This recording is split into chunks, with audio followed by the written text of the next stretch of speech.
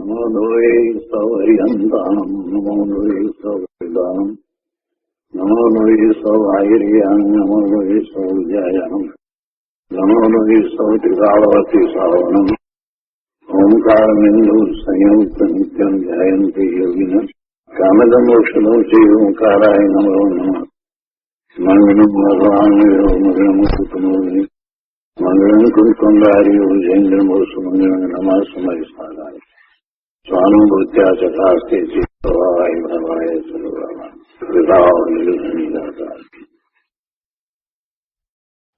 સમાધિ તંત્ર. આચાર્ય ભગવાન પૂજ્યપાદ સ્વામી રચિત સમાધિ તંત્ર તથા શ્રી પ્રભાચંદ્રજી રચિત સમાધિ તંત્રની ટીકા એનો સ્વાધ્યાય ચાલે છે. એમાં આપણે 40મો શ્લોક કરી રહ્યા છીએ. 40મો શ્લોક એનો અર્થ અને ભાવાર્થ કર્યા છે. હવે આજે આગળ સ્વાધ્યાય કરીએ તે પહેલા સહેજ પુનરાવર્તન કરીએ. 40મા શ્લોકની પહેલા 39મા શ્લોકમાં એ વાત આવી કે તપસ્વી એવા અંતરાત્માને એટલે સમ્યક દ્રષ્ટિ ધર્મીને આચાર્ય ભગવાને એમ કહ્યું કે જે સમયે મોહ વસાત રાગ અને દ્વેષ ઉત્પન્ન થાય તે જ સમયે તે તપસ્વીએ શુદ્ધ સ્વરૂપની ભાવના કરવી, પોતાના શુદ્ધ સ્વરૂપની એકાગ્રતા કરવી, એમાં એકાગ્રતા કરવી. જ્યારે રાગ અને દ્વેષ થાય એ જ સમયે એમ કહ્યું, અને એમ કરવાથી રાગ દ્વેષ આદિ ક્ષણવારમાં શાંત થઈ જાય છે, ચાલ્યા જાય છે. આ વાત કરી એટલે પછી આગળની વાત એમ જ આવે કે આ કરવું કઈ રીતે, થાય કઈ રીતે, એવો પ્રશ્ન સહેજ થાય.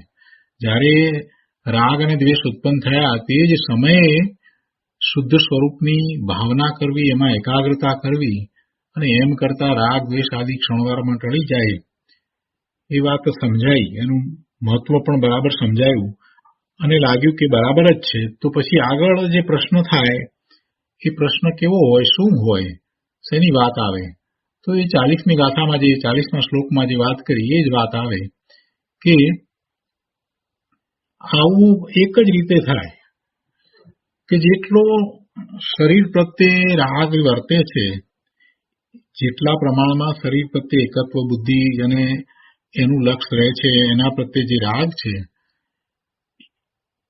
એને ત્યાંથી ખસેડીને પોતાના આત્મ સ્વરૂપ પ્રત્યે લગાડી દેવામાં આવે. જેટલો પ્રેમ એને આ સાધક જીવને શરીર પ્રત્યે રહ્યો છે તો એ પ્રેમને એ પોતાના સ્વરૂપ તરફ વાળી દે.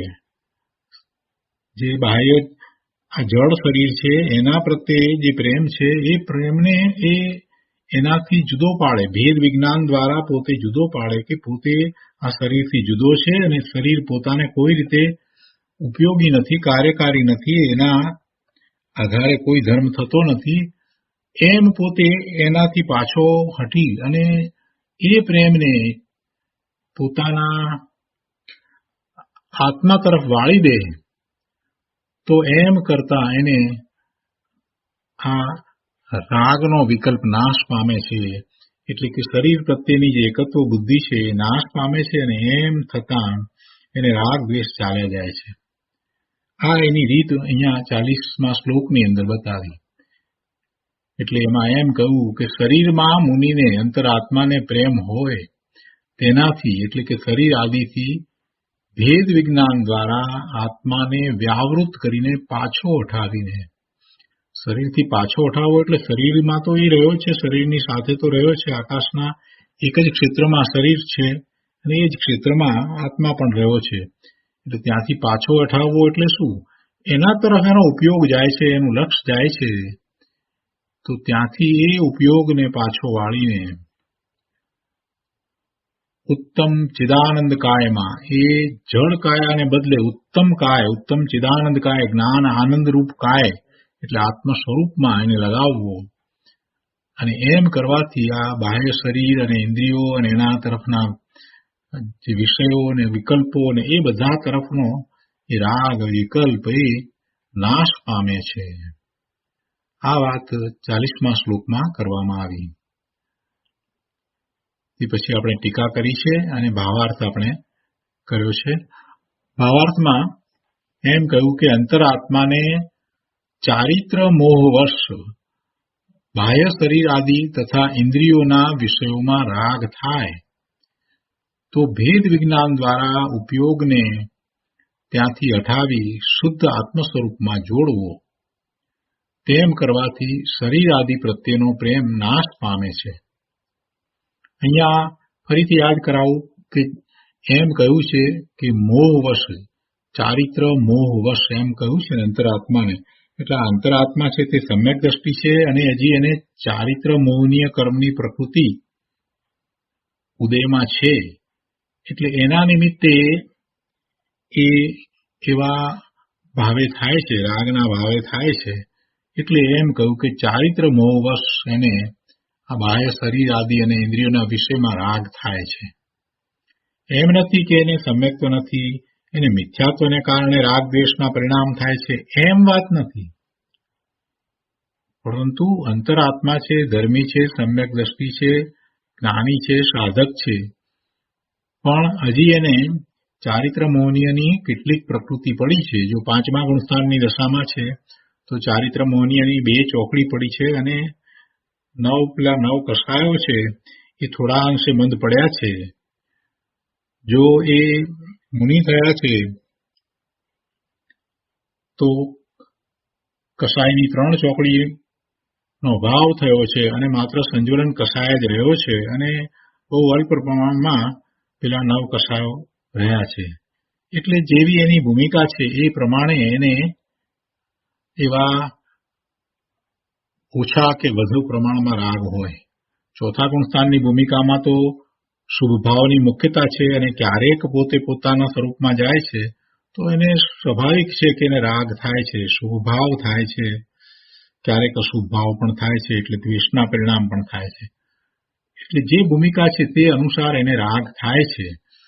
અને આવા રાગ સાધક અવસ્થામાં જેને થાય છે 4થા, 5મા, 6ઠા ગુણસ્થાનને, તો એને માટે આચાર્ય ભગવાન પૂજ્યપાદ સ્વામી કહે છે કે ભાઈ જેટલો તને શરીરમાં જે પ્રેમ છે એ પ્રેમના બદલે તને આત્માને પ્રત્યે જેવો પ્રેમ થઈ જાય, એટલે કે તારા ઉપયોગને તું સ્વરૂપમાં લગાવે, એમાં જોડે, તો પછી આ શરીર આદિ પ્રત્યેનો રાગ છે તે નાશ પામે છે. એટલે રાગ દ્વેષના પરિણામ પછી થતા નથી. જેનો ઉપયોગ ચૈતન્યના આનંદમાં લાગે છે તેને જગતના બધાય પદાર્થો નીરસ લાગે છે. જેનો ઉપયોગ ચૈતન્યના આનંદમાં લાગે છે તેને જગતના બધાય પદાર્થો નીરસ લાગે છે, એમાં કાંઈ રસ પડતો નથી. જગતના પદાર્થો પ્રત્યે એને ઉદાસીનતાનો ભાવ વર્તે છે, એવો એને સહજ વૈરાગ છે, એ જ્ઞાન સહિતનો વૈરાગ છે. શરીર આદિ બાહ્ય પદાર્થો પ્રત્યેનો ઉત્સાહ ઉડી જાય છે અને તે તરફ તે ઉદાસીન રહે છે. અહીંયા હવે વિશેષમાં પાના નંબર 76 ઉપર સમાધિ તંત્ર પુસ્તકમાં પાના નંબર 76 ઉપર અહીંયા વિશેષની અંદર કહે છે કે ચૈતન્ય સ્વરૂપમાં ઉપયોગને જોડવો તે જ રાગ દ્વેષને ટાળવાનો ઉપાય છે. આ સિવાય બાહ્ય પદાર્થો તરફ વલણ રાખીને રાગ દ્વેષ ટાળવા માંગે તો તે કદી ટળી શકે નહીં. વર્તમાનમાં એવો ઉપદેશ સાંભળવામાં આવે છે કે રાગ દ્વેષ ટાળો, રાગ દ્વેષ ટાળો. પણ રાગ દ્વેષ કેમ ટાળવા એની કોઈ વાત કરતું નથી. રાગ દ્વેષ ટાળવા કઈ રીતે? રાગ દ્વેષનું મૂળ કારણ સમજ્યા ન હોય તો રાગ દ્વેષ ટાળવાનો ઉપાય પણ થઈ શકે નહીં. રોગને જાણીએ નહીં, રોગના કારણને જાણીએ નહીં ત્યાં સુધી એની સારવાર કઈ રીતે થાય? તો આ રાગ દ્વેષને ટાળવા કઈ રીતે? તો પહેલા તો રાગ દ્વેષનું મૂળભૂત કારણ સમજવું જોઈએ. રાગ દ્વેષનું મૂળભૂત કારણ જે છે તે શું છે? ગુરુદેવે તો અજ્ઞાન કહ્યું છે, મિથ્યાત્વ અજ્ઞાન. અહીંયા તો સાધક લીધા છે એટલે મિથ્યાત્વ તો છે નહીં, મિથ્યાત્વ નથી અને એવું અજ્ઞાન પણ નથી. તો હવે શું બાકી રહ્યું? બાકી તો એનો પ્રમાદ છે. બાકી તો એને પ્રમાદ છે. એ પ્રમાદ કેવો છે? પ્રમાદ એવો છે કે જે ચારિત્ર મોહનીયની પ્રકૃતિના ઉદય વર્તે છે તો એ ઉદય સાથે એ જોડાઈ જાય છે.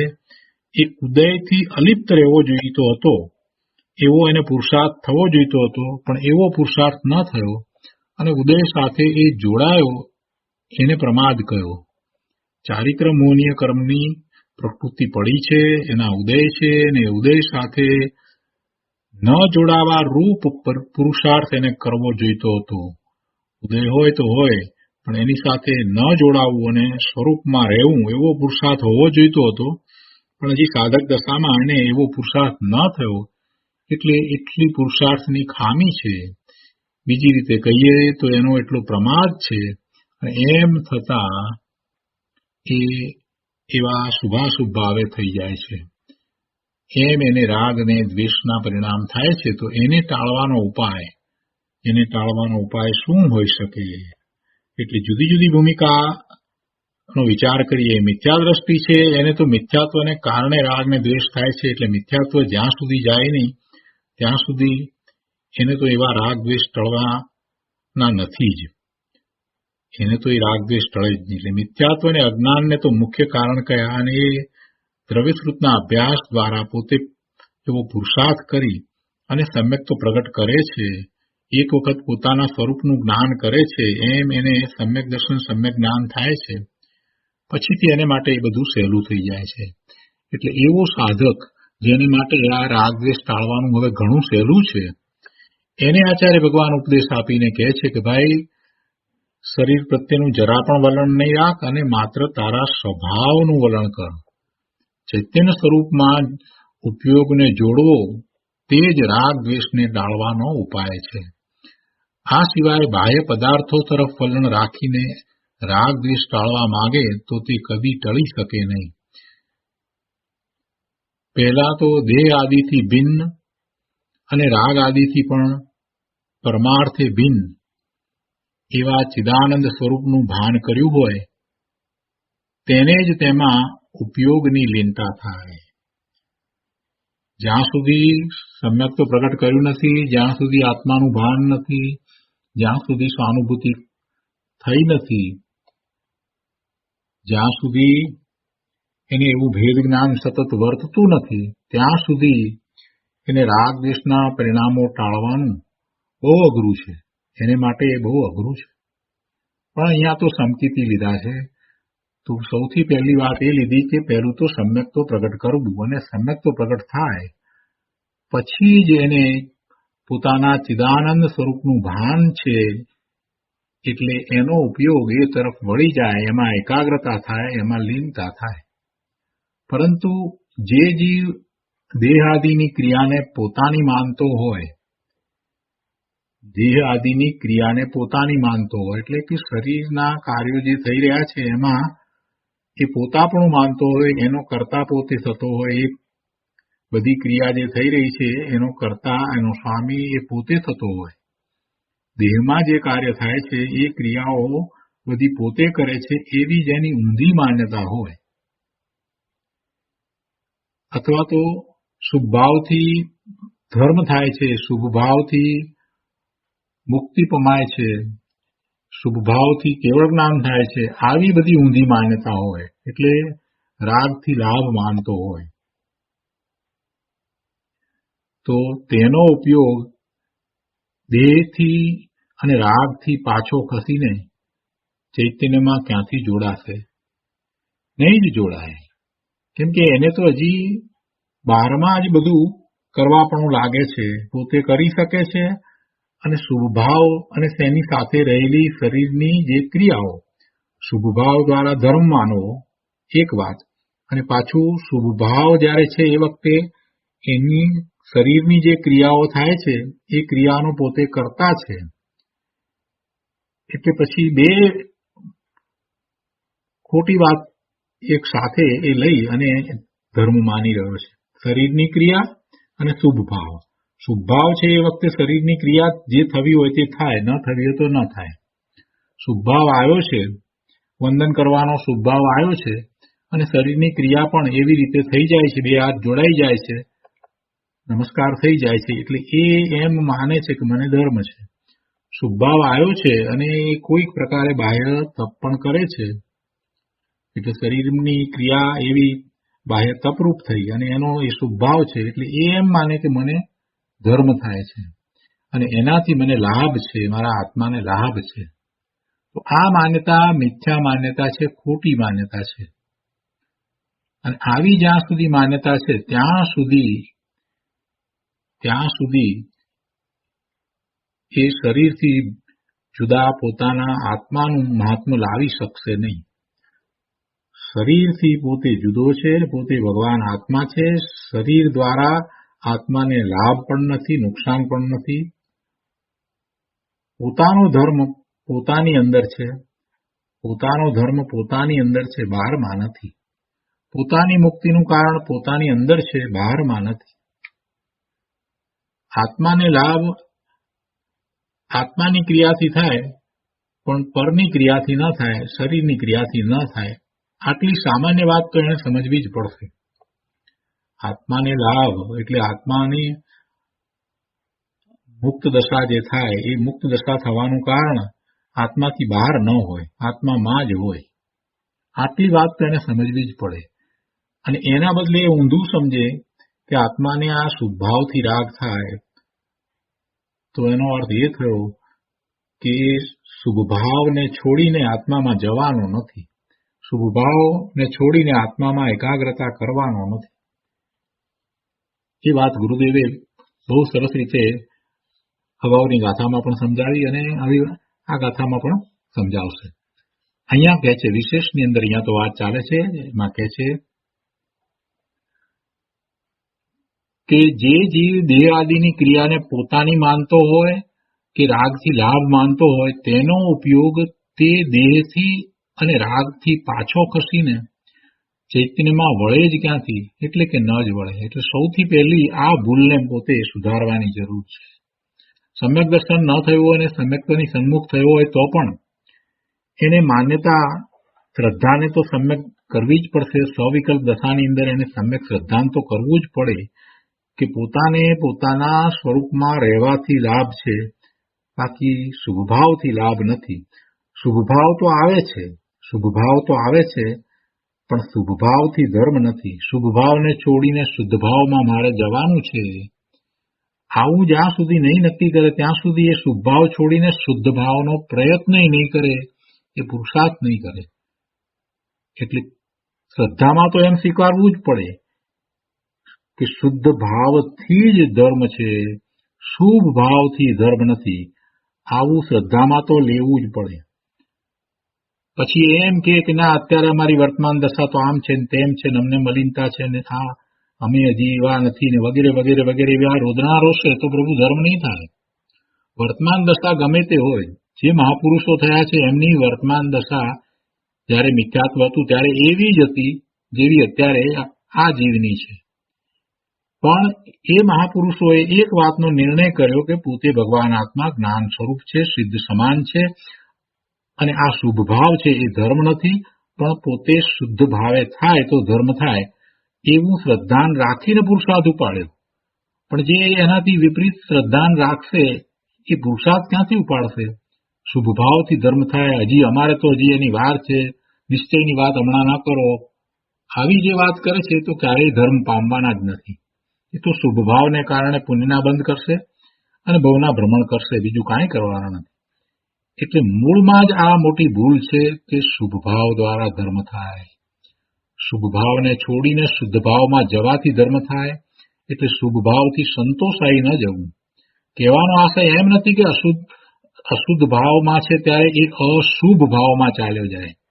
શુદ્ધ ભાવમાં નથી એ વખતે જે અશુદ્ધ ભાવમાં છે તો એ વખતે એને શુભ ભાવ હોય, પણ એ શુભ ભાવને છોડીને અશુભ ભાવમાં જવાનો તો કોઈ ઉપદેશ નથી, પરંતુ શુભ ભાવ છોડી અને શુદ્ધ ભાવમાં જવું જ જોઈએ, શુદ્ધ ભાવનું જ મહાત્મ્ય લાવવું જોઈએ. તો જ એવો પુરુષાર્થ ઉપડે. આ વાત છે. અહીંયા કહે છે કે રાગથી પાછો ખસીને એટલે શુભભાવથી પાછો ખસીને ચૈતન્યમાં એ ક્યાંથી વળશે? જો એને શુભભાવની જ હજી ભાવના છે, ઈચ્છા છે, શુભભાવ દ્વારા એને ભવના ભ્રમણ કરવા એટલે કે સારો ભાવ મળે, સારી ગતિ મળે એવી એની અંદરમાં ઈચ્છા હોય તો એ જીવ શુભભાવને છોડીને શુદ્ધમાં ક્યાંથી જશે? એ જ્યાં લાભ માને ત્યાં જ રહેવાનો છે ને. એ શુભભાવ દ્વારા લાભ માને છે તો શુભભાવમાં જ રહેવાનો. એ શરીરની ક્રિયા દ્વારા લાભ માને છે તો શરીરની ક્રિયામાં જ રોકાઈ રહેવાનો. એ રોકાઈ રહે એનો અર્થ શું? કે એનો જ્ઞાનનો ઉપયોગ ત્યાં રોકાઈ રહે છે. એ જીવ ત્યાં રોકાઈ રહ્યો એમ કહીએ છીએ તેનો અર્થ એ છે કે એના જ્ઞાન દર્શનના ઉપયોગ ત્યાં બહારમાં જ રોકાઈ રહ્યા. એ બહારથી એ ઉપયોગને ફેરવે, એની દિશાને સ્વ તરફ વાળે તો ધર્મ થાય. તો કહે છે કે જ્યાં લાભ માને ત્યાંથી પોતાના ઉપયોગને કેમ ખસેડે? એ નહીં જ ખસેડે. માટે પહેલા તો એને સાચું સમ્યક શ્રદ્ધાન સવિકલ્પ દશામાં કરવું જરૂરી છે. અને શુભભાવથી સંતોષાઈ ન જતા શુભભાવ ભલે રહ્યો, શુભભાવ શુભભાવના સ્થાને છે, અશુભમાં જવાનો કોઈ ઉપદેશ નથી, પરંતુ શુદ્ધમાં જવાનો ઉપદેશ છે. માટે ઉપયોગને પોતાના ચિદાનંદ સ્વરૂપમાં એકાગ્ર કરવા ઈચ્છનારે પ્રથમ તો પોતાના સ્વરૂપને દેહ આદિથી અને રાગ આદિથી અત્યંત ભિન્ન જાણવું જોઈએ. આ પહેલી વાત. ઉપયોગને પોતાના જ્ઞાન દર્શનના ઉપયોગને પોતાના જ્ઞાન આનંદ સ્વરૂપ ભગવાન આત્માને વિશે એકાગ્ર કરવા જે ઈચ્છે છે એને સૌથી પહેલા તો પોતાના સ્વરૂપને દેહ આદિથી અને રાગ આદિથી અત્યંત ભિન્ન જાણવું જોઈએ. જગતના કોઈ પણ બાહ્ય વિષયોમાં કે તે તરફના રાગમાં ક્યાંય સ્વપ્ને મારું સુખ કે શાંતિ નથી. અનંતકાળ બહારના ભાવો કર્યા પણ મને કિંચિત સુખ ન મળ્યું. જગતમાં ક્યાંય મારું સુખ હોય તો તે મારા નિજ સ્વરૂપમાં જ છે, બીજે ક્યાંય નથી. મારા સ્વરૂપની બહાર જગતમાં ક્યાંય મારું સુખ નથી, મારી શાંતિ નથી. માટે હવે હું બહારનો ઉપયોગ છોડીને, પરનું લક્ષ છોડીને મારા સ્વરૂપમાં જ ઉપયોગને જોડું છું. માટે આવો નિર્ણય થયો છે. એટલે હવે હું બહારનો ઉપયોગ છોડીને, બહારનું લક્ષ છોડીને મારા જ્ઞાન સ્વરૂપ ઉપયોગને મારા સ્વરૂપમાં, જ્ઞાન સ્વરૂપમાં જોડું છું.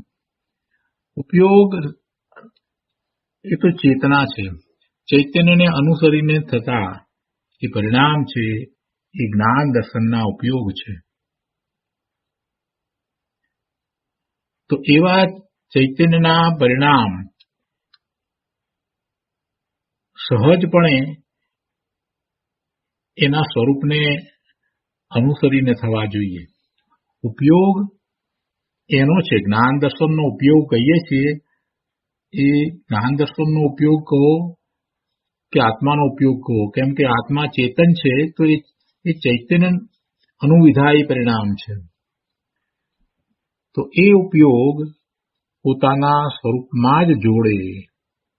અને આવા દ્રઢ નિર્ણયપૂર્વક ધર્મી જીવ વારંવાર પોતાના ઉપયોગને અંતર સ્વરૂપમાં જોડે છે. ધર્મી જીવ વારંવાર પોતાના ઉપયોગને અંતર સ્વરૂપમાં જોડે છે. એટલે એનો અર્થ એ થયો કે એ થોડોક સમય જ અંદરમાં રહે છે ને પાછો એનો ઉપયોગ બહાર આવે છે. પણ બહાર આવે છે તો પણ એ ધર્મી જીવ ફરી પાછો પોતાના અંતરમાં ઉપયોગને જોડે છે, પોતાના સ્વરૂપમાં ઉપયોગને જોડે છે. તે અંતર્મુખ થઈ જાય છે. ચૈતન્ય સ્વભાવની મહત્તા અને બાહ્ય ઇન્દ્રિય વિષયોની તુચ્છતા જાણીને આ બહાર ઇન્દ્રિયોના વિષયો અને બહારમાં સંયોગે કરીને જે કંઈ અનુકૂળતાઓ વગેરે પ્રાપ્ત થયા છે એ બધું આત્મામાંથી આવતા આનંદ, સુખ, શાંતિની અપેક્ષાએ તો કાંઈ નથી. એ તો બધું સાવ તુચ્છ છે. ચૈતન્ય સ્વભાવ પોતાનો એનું એને મહાત્મા આવ્યું હોય તો પછી એને આ બહારના વિષયો, ઇન્દ્રિયોના વિષયો અને આ જે સંયોગે કરીને જે અનુકૂળતાઓ અને એવા પદાર્થો જેમાં એ સુખબુદ્ધિ કરે છે એ બધા તો તુચ્છ છે. અને એમ જાણીને પોતાના ઉપયોગને વારંવાર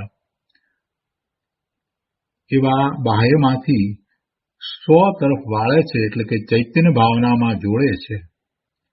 ચૈતન્ય સ્વભાવની મહત્તા અને બાહ્ય ઇન્દ્રિય વિષયોની તુચ્છતા જાણીને, એટલે કે એમ એવી પોતાના સ્વભાવની મહત્તા લાવીને અને ઇન્દ્રિયના વિષયોની તુચ્છતા સમજીને જાણીને પોતાના ઉપયોગને વારંવાર ચૈતન્ય ભાવનામાં જોડવાથી પર પ્રત્યેનો પ્રેમ નાશ પામે છે, પર પ્રત્યેનો રાગ છે તે નાશ પામે છે અને વિતરાગી આનંદનો અનુભવ થાય છે. આ ગુરુદેવનું વચનામૃત છે, આત્મધર્મમાંથી લેવાયું છે. તો હવે પૂજ્ય ગુરુદેવ કાંજી સ્વામીએ 40મા શ્લોક ઉપર જે વિસ્તાર કર્યો છે તે આપણે લઈએ. આત્મભાવના પાના નંબર 169. અહીંયા કહે છે, જડ કાયાનો પ્રેમ છોડ, જડ કાયાનો પ્રેમ છોડ અને જ્ઞાયક શરીરમાં પ્રેમ જોડ.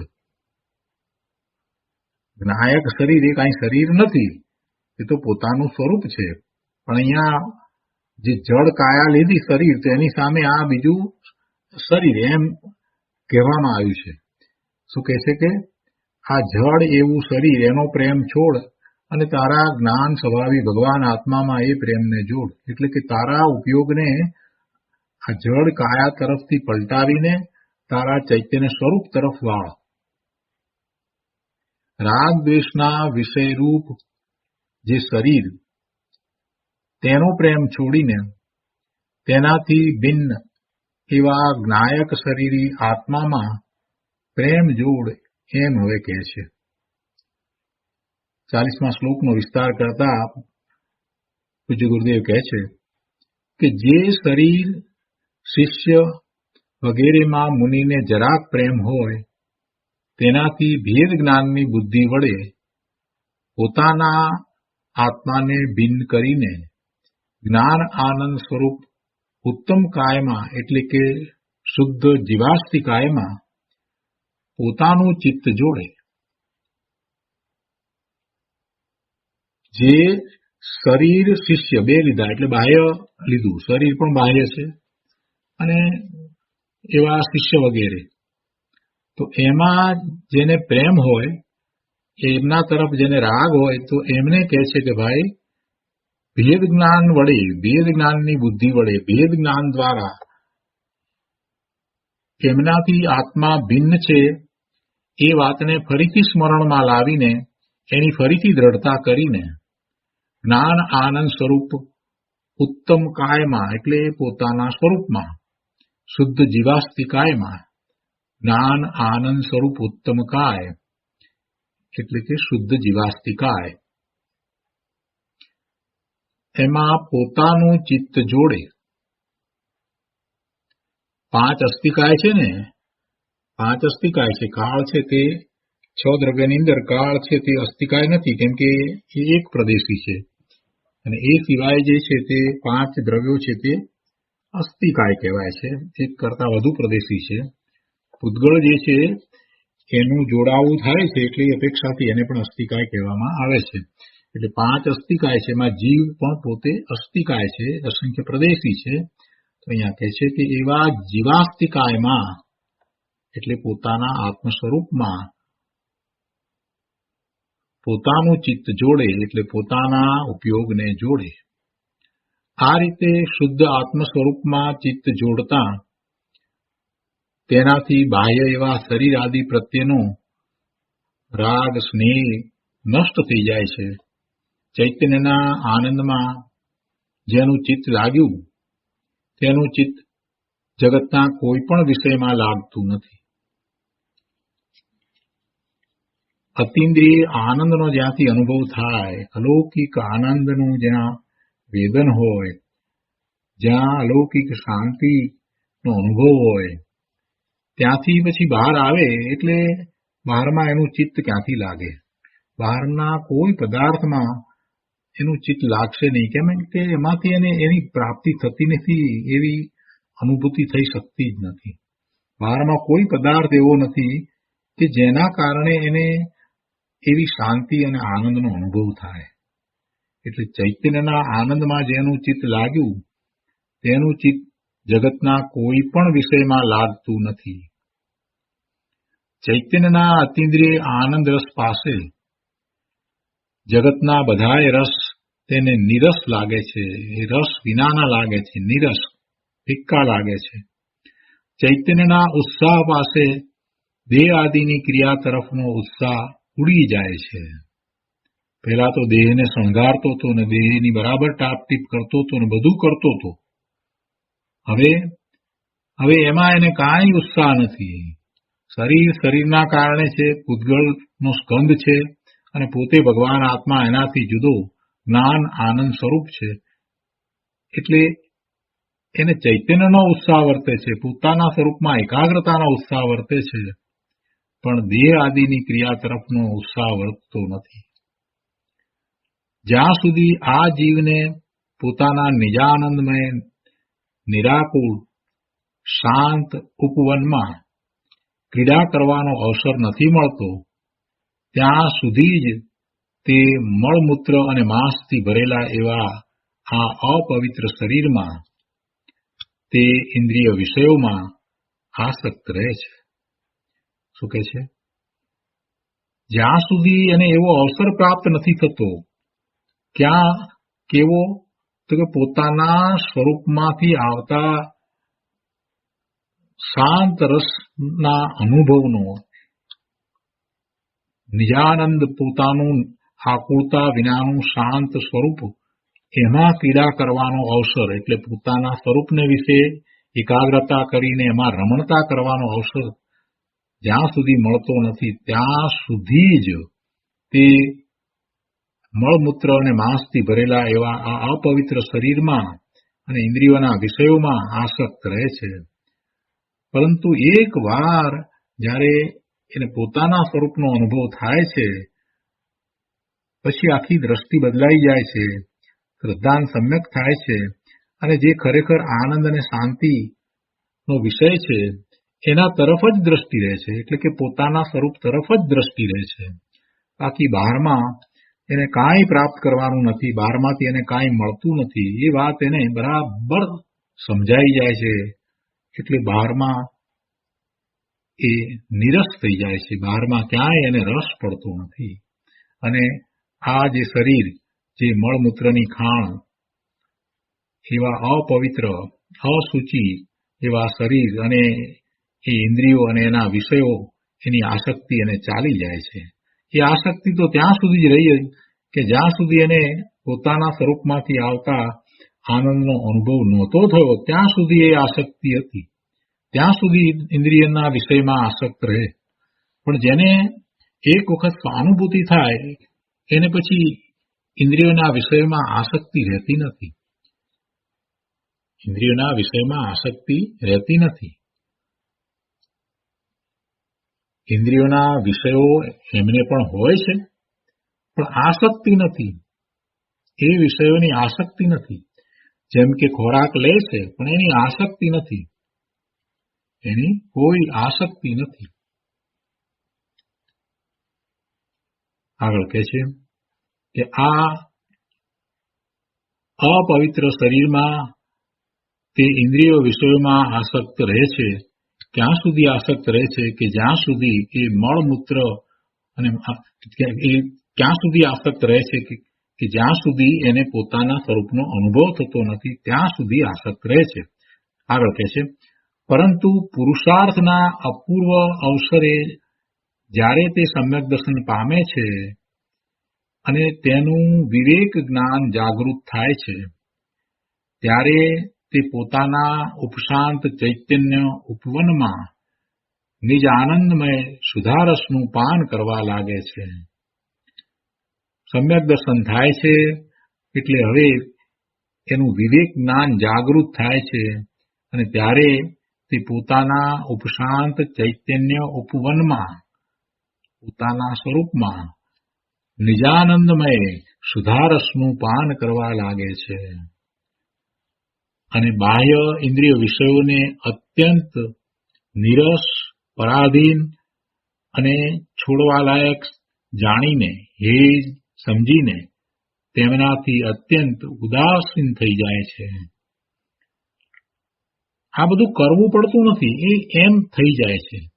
પોતાને એવી ઉત્તમ વસ્તુની પ્રાપ્તિ થઈ છે એટલે પછી આ નકામી અધમ વસ્તુ છે ને એનો કોઈ મોહ રહેતો નથી, એના પ્રત્યે કોઈ રાગ રહેતો નથી, એ તરફ તો પછી આસક્તિ રહેતી જ નથી. એવા ભોગ હોય પણ એના તરફની આસક્તિ ઘટી જાય છે, એમાં એને કઈ રસ પડતો નથી.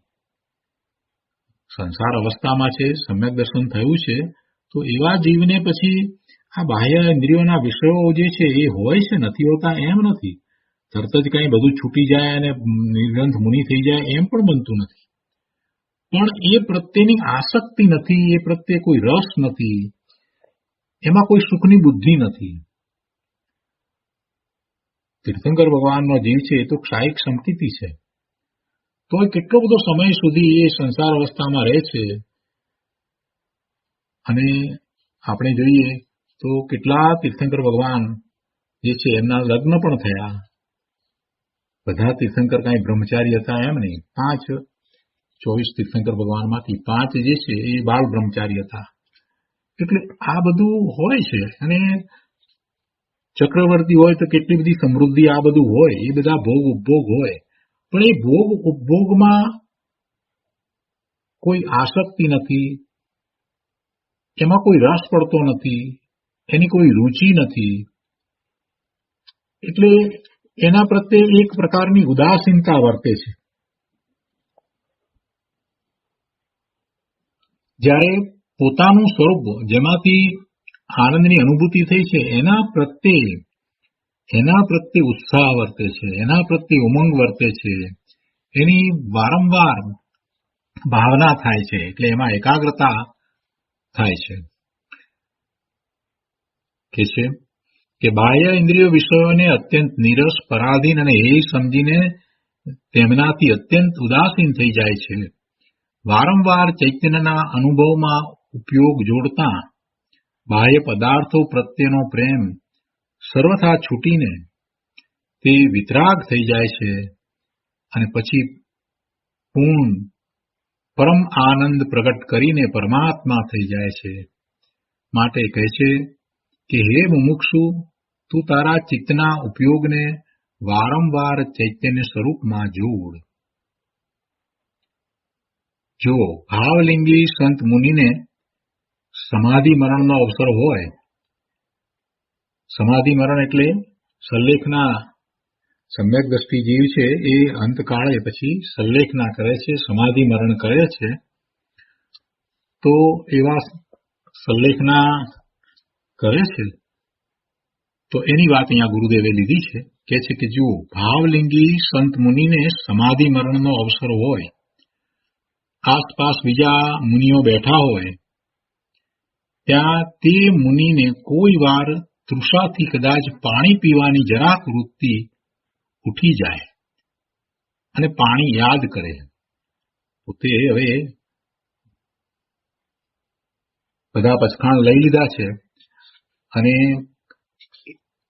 એ સલ્લેખનામાં ક્રમે ક્રમે બધા પચખાણ લેતા જાય છે. પહેલા ખોરાક છોડે છે ધીરે ધીરે અને ત્યાર પછીથી પાણી પણ છોડી દે છે. તો એ પાણી છોડ્યું છે એવી જે દશા છે, એટલે હવે તો ઘણો ઓછો સમય બાકી રહ્યો એવું લાગે ત્યારે જ એ પાણીનો તો ત્યાગ કરે છે. તો પાણી છોડ્યા પછીથી ઘણો સમય નીકળ્યા પછીથી ક્યારેક એ મુનિને કોઈ વાર ખૂબ તૃષા છે ને, એટલે કદાચ પાણી પીવાની જરાક વૃત્તિ ઉઠી જાય અને એ પાણી યાદ કરે કે પાણી, તો ત્યાં બીજા મુનિઓ કે જેમણે સલ્લેખના કર્યા છે એવા મુનિને વાત્સલ્યથી સંબોધે છે કે અરે મુનિરાજ, તમે તો સલ્લેખના કર્યા છો, તમે તો હવે સમાધિ મરણ કરવાના છો, તો અંતરમાં નિર્વિકલ્પ રસના પાણી પીઓ, અંતરમાં નિર્વિકલ્પ રસ ના પાણી પીઓ, અંતરમાં અતિન્દ્રિય આનંદના સાગરમાંથી આનંદના અમૃત પીઓ અને આ પાણીની વૃત્તિ છોડો. અત્યારે સમાધિનો અવસર છે. અનંતવાર દરિયા ભરાય એટલા જળ પીધા છતાં તૃષા ન છીપી. માટે એ પાણીને હવે ભૂલી જાઓ અને આપ તો સમ્યક દ્રષ્ટિ છો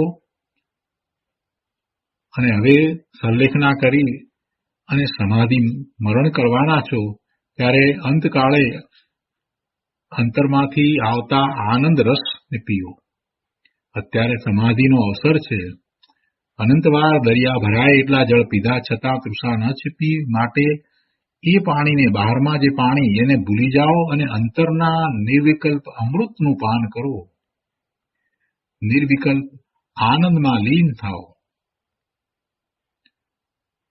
આવું જ્યારે એમની સાથે રહેલા બીજા મુનિઓ કહે છે, તો તે વખતે એ મુનિ પણ તરત જ પાણીની વૃત્તિ તોડીને નિર્વિકલ્પ થઈને અતિન્દ્રિય આનંદના અમૃત પીએ છે અને એ રીતે અખંડ આરાધનાપૂર્વક સમાધિથી દેહ છોડે છે. અહીંયા સમાધિ મરણની તૈયારીવાળા ક્ષપક મુનિને રત્નત્રયની અખંડ આરાધનામાં ઉત્સાહિત કરવા અને ઉપસર્ગ પરિસહ આદિથી રક્ષા કરવા બીજા મુનિરાજ વિતરાગ ઉપદેશરૂપી બખ્તર પહેરાવે છે. તેનું અદ્ભુત ભાવભીનું વર્ણન ભગવતી આરાધનાના કવચ અધિકારમાં શ્રીવકોટી આચાર્ય દેવે કર્યું છે. તે ભાવભીના પ્રસંગનું વર્ણન વાંચતા જાણે આરાધક મુનિવરોનો સમૂહ નજર સામે જ બેઠો હોય અને મુનિરાજ આરાધનાના ઉપદેશની કોઈ અખંડ ધારા વહેડાવી રહ્યા હોય એવી ઉર્મિઓ જાગે છે અને એ આરાધક સાધુ ભગવંતો પ્રત્યે હૃદય નમી પડે છે. આરાધના પ્રત્યે અચિંત્ય મહિમા અને બહુમાન જાગે છે. પૂજ્ય ગુરુદેવ કાંજી સ્વામી પ્રવચનમાં અનેકવાર પરમ ભક્તિ સહિત આ કવચ અધિકારનો ઉલ્લેખ કરીને મુનિવરોની શાંત અનુભૂતિરૂપ અદ્ભુત દશાનું વર્ણન કરે છે. ત્યારે સામે બેઠેલા મુમુક્ષુઓના રોમાંચ ઉલસી જાય છે અને આરાધના પ્રત્યે તેમજ આરાધક જીવો પ્રત્યે પરમ ભક્તિ સહિત આત્મામાં પણ આરાધનાની સુરવીરતા જાગી ઉઠે છે. અને એવા કવચ અધિકારની 178 ગાથાઓ છે. તેના સારનું સંકલન કોઈ બીજા પુસ્તકમાં પ્રગટ કરીશું. એમ આ શ્રી બ્રહ્મચારી હરિભાઈ જઈને અહીંયા પોતે આ લખ્યું છે. કેમ કે ગુરુદેવે આ વિષય ઉપર જરાક વાત કરીને એટલે આખી વાત એમણે લખી છે. તો ગુરુદેવ અહીંયા આગળ સમજાવી રહ્યા છે કે જેને ચૈતન્યના આનંદનો અનુભવ નથી તેને બાહ્ય વિષયોમાં સુખ બુદ્ધિ થાય છે અને ચૈતન્યના આનંદનું ભાન થયા પછી પણ જેને તેના અનુભવમાં લીનતા નથી તેને જ બાહ્ય પદાર્થો સંબંધી રાગ દ્વેષ થાય છે.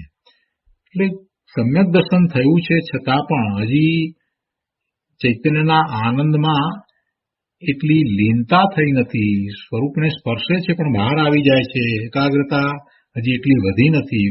ઉપયોગ બહારમાં શુભભાવમાં રહે છે. તો એવા ઉપયોગને અંતર્મુખ કરીને જેને પોતાના અતિન્દ્રિય આનંદના અનુભવમાં લીનતા વર્તે છે તેને બાહ્ય પદાર્થો પ્રત્યે વલણ જ નથી. એટલે કે એમનું બાહ્ય પદાર્થો તરફનું વલણ બિલકુલ છૂટી જાય છે. એમને કોઈ પદાર્થ સંબંધી રાગ દ્વેષ થતા નથી. કોઈ પદાર્થમાં ઇષ્ટ અનિષ્ટ પણ ભાસતું નથી. રાગ દ્વેષ ટાળવાનો ઉપાય શું? કઈ ઉપદેશ આપી દઈએ આપણે કે રાગ દ્વેષ ટાળો, રાગ દ્વેષ ટાળો એટલે રાગ દ્વેષ કઈ ટળી જવાના છે? સાચો ઉપાય તો એ છે કે પોતાના ચૈતન્ય સ્વરૂપનું ભાન કરીને ત્યાં ઉપયોગને લઈ જવો અને ત્યાં ઉપયોગને લઈ જતા આત્મામાંથી આવતા આનંદનો અનુભવ થાય છે. એટલે રાગ દ્વેષ પછી રહેતા નથી. એટલે કે પછી બહારમાં આવે ત્યારે પણ હવે એને પર પદાર્થો પ્રત્યે કોઈ રાગ નથી, રુચિ નથી, એટલે સ્વાભાવિક છે કે એને આસક્તિ પણ ઘટી ગઈ હોય, અને આસક્તિ ઘટી છે ત્યારે કોઈ પદાર્થ આવ્યા તોય શું, ન આવ્યા તોય શું, એથી મને લાભ જ નથી એમ જ્યારે દ્રષ્ટિ થઈ છે, તો પછી એના ન આવવાથી કે એના ચાલ્યા જવાથી એને દ્વેષના ભાવ થતા નથી, એમ એને રાગ દ્વેષ ટળી જાય છે. એટલે ચૈતન્ય સ્વરૂપમાં ઉપયોગને જોડવો એ જ રાગ દ્વેષને ટાળવાનો ઉપાય છે. ગુરુદેવ કહે છે કે રાગ દ્વેષ ટાળવાનો ઉપાય શું? તો કે ચૈતન્ય સ્વરૂપમાં ઉપયોગને જોડવો તે જ રાગ દ્વેષને ટાળવાનો ઉપાય છે. આ સિવાય બાહ્ય પદાર્થો તરફ વલણ રાખીને રાગ દ્વેષ ટાળવા માંગે તો તે કદી ટળી શકે નહીં, તો ક્યારેય એ ટળી શકે નહીં. પહેલા તો દેહ આદિથી ભિન્ન અને રાગ આદિથી પણ પરમાર્થે ભિન્ન એવા ચિદાનંદ સ્વરૂપનું ભાન કર્યું હોય તેને જ તેમાં ઉપયોગની ચિંતા થાય. બાકી આમ નામ ચૈતન્ય સ્વરૂપમાં ઉપયોગને જોડી દે એ એટલું કઈ સહેલું નથી. ચૈતન્ય સ્વરૂપમાં ઉપયોગને જોડવો છે તો ચૈતન્ય સ્વરૂપનું મહાત્મા લાવવું જોઈએ. ચૈતન્ય સ્વરૂપ કેવું છે એનું મહાત્મા આવ્યા પછીથી સાચી દિશામાં પુરુષાર્થ થાય છે તો ત્યાં ઉપયોગ જોડાય છે, એટલે પહેલા તો દેહ આદિથી જુદો અને રાગ આદિથી પણ પરમાર્થે ભિન્ન. જો રાગ આદિથી પણ પરમાર્થે ભિન્ન એમ કેમ કહ્યું? રાગ આદિથી એ પરમાર્થે ભિન્ન છે, બાકી રાગ આદિ તો એના જ છે ને. જો રાગ આદિથી એ એકાંત ભિન્ન માની લેવામાં આવે તો પછી આ રાગ આદિને કારણે જે આશ્રવને બંધ થાય એ એને થાય જ નહીં. એટલે રાગ આદિથી એ સર્વથા ભિન્ન નથી એવું એકાંત નહીં માનવું. રાગ આદિથી એ પરમાર્થે ભિન્ન છે. પરમાર્થે ભિન્ન છે એટલે શું? કે રાગ આદિ એના સ્વરૂપમાં નથી અને એના કોઈ ગુણને કારણે થતા નથી, પણ છે તો એના ને. એટલે સર્વથા રાગ આદિથી તો એ ભિન્ન છે જ નહીં. રાગ થયો છે તો એ એની પર્યાયમાં થયો છે ને, એ રાગ ના ભાવે થયો છે ને. રાગ કે દ્વેષના ભાવે કોણ થયો? એ પોતે થયો છે ને, અને એને જાણવા વાળું એનું જ્ઞાન છે, એટલે એ વખતે એનો ઉપયોગ પણ ત્યાં જ છે. તો એ રાગ આદિથી એ સર્વથા ભિન્ન તો છે નહીં. રાગ આદિથી સર્વથા ભિન્ન તો કોણ હોય? રાગ આદિથી સર્વથા ભિન્ન તો કેવળી ભગવાન હોય. વળી છઠ્ઠા ગુણસ્થાન સુધી તો એની દશામાં રાગ હોય. સાતમા ગુણસ્થાનથી ઉપર નિર્વિકલ્પ ધ્યાનની દશામાં જ છે, એટલે પછી ત્યાં કોઈ રાગ આદિ હોતા નથી. એટલે અહીંયા તો આ સાધક જીવને લીધા છે ને, એટલે કહે છે કે રાગ આદિથી પણ પરમાર્થે ભિન્ન એવા ચિદાનંદ સ્વરૂપનું ભાન કર્યું હોય, ભલે ને એને વર્તમાન પર્યાયમાં રાગ આદિ થતા હોય, પણ એ પરમાર્થે તો એ પોતાનું સ્વરૂપ નથી. રાગ આદિ પરમાર્થે પરમ અર્થે, એટલે પરમ અર્થ શું છે? પરમ અર્થ તો એ છે કે પોતાનું જે શુદ્ધ સ્વરૂપ છે એ જ પરમ અર્થ છે, એ પરમાર્થ છે. એની પ્રાપ્તિ કરવી, એની પ્રગટતા કરવી એ જ એકમાત્ર કર્તવ્ય છે. તો પરમાર્થે આ રાગાદિ છે એ જીવના નથી, એ રાગાદિ જીવથી ભિન્ન છે. જેમ દેહ ભિન્ન છે તેવી જ રીતે રાગાદિ પણ જીવથી ભિન્ન છે, પણ એ પરમાર્થે ભિન્ન છે. બાકી થાય છે તો એની પર્યાયમાં જ. જો એ રાગાદિને પરમાર્થે ભિન્ન ન માનતા એ સર્વથા ભિન્ન માનશે તો પછી એનો અર્થ એ થયો કે એને રાગાદિ જે થાય છે એ થતા જ નથી, અને એ રાગાદિ કર્યા કરે ને છતાં પણ એમ માને કે પોતાને રાગાદિ નથી, અને એમ કરતા તો એ મિથ્યાત્વનું પોષણ કરશે. એટલે રાગાદિ છે ને રાગાદિ એની પર્યાયમાં છે, એટલે પોતાની પર્યાય વર્તમાન પર્યાય મલિન છે, રાગ દ્વેષ સહિતની છે, એનો સ્વીકાર તો દરેક જીવને હોય જ. સાધક જીવને જેટલા પ્રમાણમાં રાગાદિ થાય છે તો એને સ્વીકાર હોય છે. મારી પર્યાયમાં મલિનતા છે અને મને રાગાદિ છે, એનો સ્વીકાર તો મને હોવો જ જોઈએ, અને એવો સ્વીકાર છે તો જ આ ધર્મનો ઉપદેશ છે. નહીતર પછી રાગાદી મને હોત જ નહીં, સર્વથા મારાથી ભિન્ન હોય અને મને રાગાદી હોય જ નહીં, તો ધર્મ કરવાની ક્યાં વાત જ રહી? તો હું ત્રિકાળ શુદ્ધ જ છું, મારામાં રાગાદી નથી. તો પછી ના, ત્રિકાળ શુદ્ધ હું એમ નથી. શુદ્ધ ત્રિકાળ તો દ્રવ્ય અપેક્ષાએ છું. પર્યાયમાં મલિનતા પડી છે અને મને હજી પરના લક્ષે વિભાવ ભાવ થાય છે, શુભાશુભ ભાવ થાય છે. એટલે એ બધું છે, એને ગૌણ કરીને મારું ત્રિકાળ શુદ્ધ સ્વરૂપ છે એનો મને સ્વીકાર થાય. કેમ કે એવા શુદ્ધ સ્વરૂપના આશ્રય ધર્મ પ્રગટે છે. એટલે શુદ્ધ સ્વરૂપનો સ્વીકાર કરવો અને સાથે વર્તમાન પર્યાયમાં રાગાદી છે એને દૂર કરવા, એ વાતને સાથે રાખીને ધર્મ કરવાનો છે. ગુરુદેવે એ બંને વાત કરી છે અને કૃપાળુદેવે પણ બંને વાત કરી છે. પણ ગુરુદેવે સમયસાર આદિ દ્રવ્યાનુયોગના ગ્રંથનો ખૂબ અભ્યાસ કરાવ્યો એટલે દ્રષ્ટિનો વિષય જે ત્રિકાળ શુદ્ધ છે એની વાત મુખ્યતાથી કરી, ઘણી કરી. એટલે કોઈને એમ લાગ્યું કે જાણે કે આ બધું કઈ છે જ નહીં, રાગાદી એ બધું તો કઈ છે જ નહીં. એમ નથી. એ તો દ્રષ્ટિનો વિષય બતાવવો છે. ધર્મમાં હવે આગળ વધવું છે તો શું કરવું છે? તો પોતાનું શુદ્ધ સ્વરૂપ છે એવો સ્વીકાર કરીને એવા સ્વરૂપમાં એકાગ્રતા કરાવવી છે.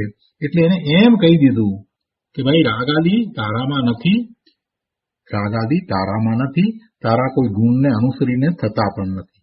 પણ ત્યાં એ રાગાદીને ગૌણ કર્યા છે. એટલે પરમાર્થે આ આત્મા રાગાદીથી ભિન્ન છે, સર્વથા રાગાદીથી ભિન્ન છે એમ નથી. આટલી વાતને બરાબર પકડવાની છે. અને આવો સ્વીકાર છે, મલિનતા છે, રાગાદી છે અને એને દૂર કરવા છે. તો દૂર કરવાના ઉપાયની વાત ચાલતી હોય ત્યારે એમ કહેવામાં આવે કે તારું સ્વરૂપ ત્રિકાળ શુદ્ધ છે અને એમાં કોઈ રાગાદી છે જ નહીં. એવા શુદ્ધ સ્વરૂપમાં કોઈ એવો ગુણ પણ નથી કે જેને અનુસરીને રાગાદી થાય. અને એમ એ શુદ્ધ આત્મ સ્વરૂપ જે દ્રષ્ટિનો વિષય છે, દ્રષ્ટિનો વિષય એટલે કે જ્યાં એકાગ્રતા કરવી છે એ દર્શાવવો છે. એવા દ્રષ્ટિના વિષયની અંદર વર્તમાનમાં જે મલિનતા છે એનો વિચાર કરવા લાગશે. દ્રષ્ટિના વિષયમાં જો પોતાને વર્તમાનમાં જે મલિનતા વર્તી રહી છે એનો જો એ વિચાર કરવા લાગશે તો ક્યાંથી એને પોતાના શુદ્ધ સ્વરૂપનો અનુભવ થશે? એટલે જ્યાં દ્રષ્ટિ કરવી છે, સ્વરૂપનો અનુભવ કરવો છે, ત્યારે પછી એમ કહી દીધું કે ભાઈ તારામાં રાગાદી છે જ નહીં, તું શુદ્ધ જ છો, તું સિદ્ધ સમાન છો. પણ એ બધું શક્તિ અપેક્ષાએ છે, એ દ્રવ્ય અપેક્ષાએ વાત છે. પણ પર્યાય અપેક્ષાએ તો મલિનતા છે. પણ પર્યાયને જો એકલી યાદ કર્યા કરશે, હું તો પામર છું, પામર છું, પામર છું, હું મલિન છું, મલિન છું, એમ જ જો કર્યા કરશે તો એ ક્યારેય પોતાના ત્રિકાળ શુદ્ધ સ્વરૂપનું લક્ષ કરી શકશે જ નહીં. પામરતા પર્યાયમાં રહી, પામરતા બધી પર્યાયમાં રહી, એ પામરતાનું લક્ષ નથી કરવાનું. એ પામરતાને ગૌણ કરવાની છે અને પોતાનું ત્રિકાળી શુદ્ધ સ્વરૂપ છે એનું મહાત્મ્ય લાવી અને એનું લક્ષ કરવાનું છે.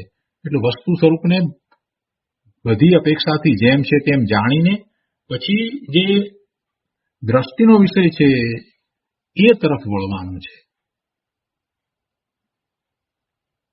તો અહીંયા કહે છે કે પહેલા તો દેહ આદિથી ભિન્ન અને રાગ આદિથી પણ પરમાર્થે ભિન્ન એવા ચિદાનંદ સ્વરૂપનું ભાન કર્યું હોય તેને જ તેમાં ઉપયોગની લીનતા થાય. તેમાં એટલે પોતાના ત્રિકાળી શુદ્ધ સ્વરૂપમાં, એમાં જ એનો ઉપયોગ ઠરે.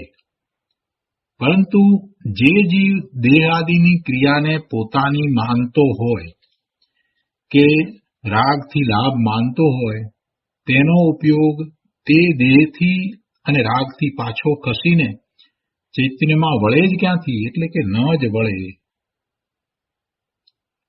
જ્યાં લાભ માને ત્યાંથી પોતાના ઉપયોગને કેમ ખસેડે? ન જ ખસેડે. માટે ઉપયોગને પોતાના ચિદાનંદ સ્વરૂપમાં એકાગ્ર કરવા ઈચ્છનારે પ્રથમ તો પોતાના સ્વરૂપને દેહ આદિથી અને રાગ આદિથી અત્યંત ભિન્ન જાણવું જોઈએ. જગતના કોઈ પણ બાહ્ય વિષયોમાં કે તે તરફના રાગમાં ક્યાંય સ્વપ્ને મારું સુખ કે શાંતિ નથી. અનંતકાળ બહારમાં ભટક્યો, પરમના લક્ષ્ય એ વિભાવ ભાવે થયો, પોતાનો ઉપયોગ બહારમાં ને બહારમાં રખડ્યો. એટલે એ અનંતકાળ બહારના વિષયોના ભાવો કર્યા, બહાર વિશે એને વિચારો કર્યા, એવા બહારના ભાવો કર્યા, પણ મને કિંચિત સુખ ન મળ્યું. જગતમાં ક્યાંય પણ મારું સુખ હોય તો તે મારા નિજ સ્વરૂપમાં છે, બીજે ક્યાંય નથી. માટે હવે હું બહારનો ઉપયોગ છોડીને મારા સ્વરૂપમાં જ ઉપયોગને જોડું છું.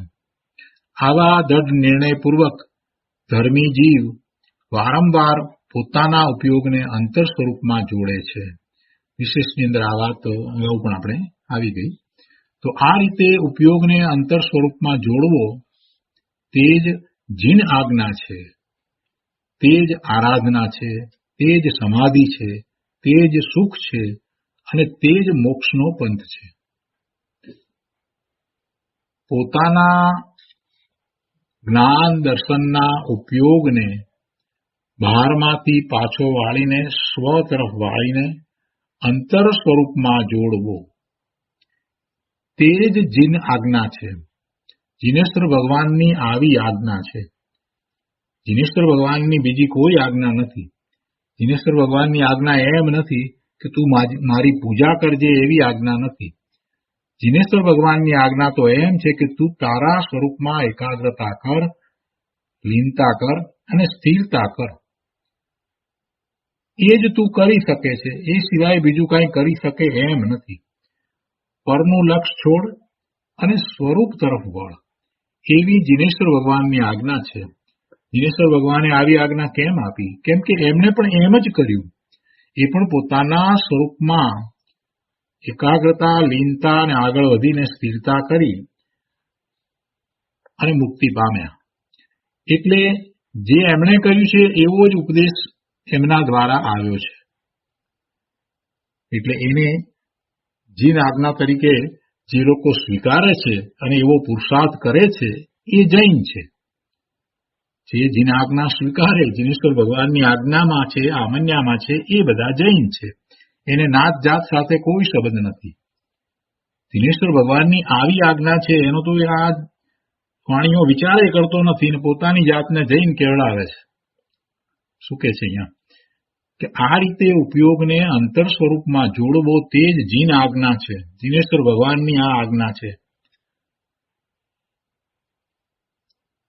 અને તે જ આરાધના છે, તે જ સમાધિ છે, એ જ મુક્તિનો માર્ગ છે, એ જ મોક્ષનો માર્ગ છે, તે જ સાચા સુખની પ્રાપ્તિનો માર્ગ છે, એ મોક્ષનો પંથ છે. આ જ કરવાનું છે, બીજું કાંઈ કરવાનું નથી. શું કરે છે આમે? એ કરે છે શું? એ કાંઈ કરતો નથી. નક્કામાનો એ વિકલ્પોમાં રાચી રહે છે, બીજું કાંઈ કરતો નથી.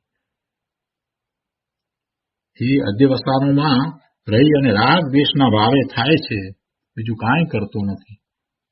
એના બદલે એ એના ઉપયોગને પરથી પાછા વાળીને સ્વરૂપ તરફ લઈ જાય અને આત્મામાં એનો ઉપયોગ જોડાય તો એને ધર્મ થાય.